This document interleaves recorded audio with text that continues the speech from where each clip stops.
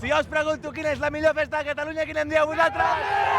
Avui en Fem País hem vingut fins a Lleida. Això d'aquí darrere és una autèntica bogeria. Més de 17.000 penyistes es reuneixen durant 3 dies als Camps Elisis d'aquí de Lleida. Està sonant ara! El himne de la plec, la cançó estrella. A plec, a plec. Com diu? Esta plec de cada gol.